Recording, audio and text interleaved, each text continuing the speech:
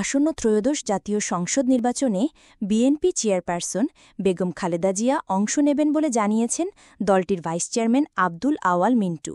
বুধবার ৩০ জুলাই দুপুরে ফেনীর গ্র্যান্ড সুলতান কনভেনশন হলে একটি অনুষ্ঠানে অংশ নিয়ে সাংবাদিকদের এক প্রশ্নের জবাবে এ তথ্য জানান তিনি।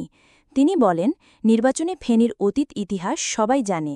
সুষ্ঠু নির্বাচন হলে ইনশাল্লাহ এখানে বিএনপি জয়লাভ করবে। আমাদের দলের নেত্রীও খালেদা জিয়া নির্বাচন করবেন। তিনি এখন সুস্থ আছেন। নির্বাচন নিয়ে ফেনীতে কোনো চিন্তা নেই। তিনি আরও বলেন, লন্ডনে আমাদের ভারপ্রাপ্ত চেয়ারম্যানের সঙ্গে কথা বলে অন্তর্বর্তীকালীন সরকার যৌথ বিবৃতি দিয়েছিল। আমরা সেটিতে আস্থা রাখতে চাই যে ফেব্রুয়ারির প্রথম সপ্তাহে নির্বাচন হবে। তবে দেশের বর্তমান অবস্থা বিবেচনায় তার আগেও নির্বাচন হয়ে যেতে পারে, হয়তো জানুয়ারিতেও হয়ে যেতে পারে, কারণ সুপ্রিম কোর্টে কেয়ারটেকার সরকার নিয়ে একটি মামলা চলমান রয়েছে।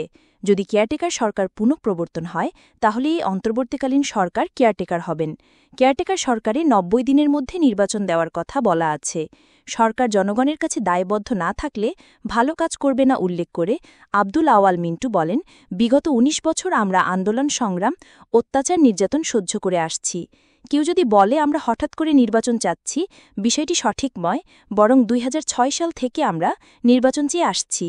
একটি দেশের সরকার যদি জনগণের কাছে দায়বদ্ধ না থাকেন তাহলে তারা কখনো ভালো কাজ করবে না। তাই আমরা চাচ্ছি নির্বাচনটি হোক। বিএনপির নেতা আরও বলেন, আমরা বলে আসছি ২০০৮ সালে যে নির্বাচন হয়েছে সেটি অবাধ ও সুষ্ঠু হয়নি।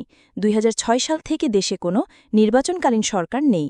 ২ যুগ ধরে যদি নির্বাচিত সরকার না থাকেন তাহলে মানুষের অর্থনৈতিক বা জীবনযাত্রার মানোন্নয়ন হবে না।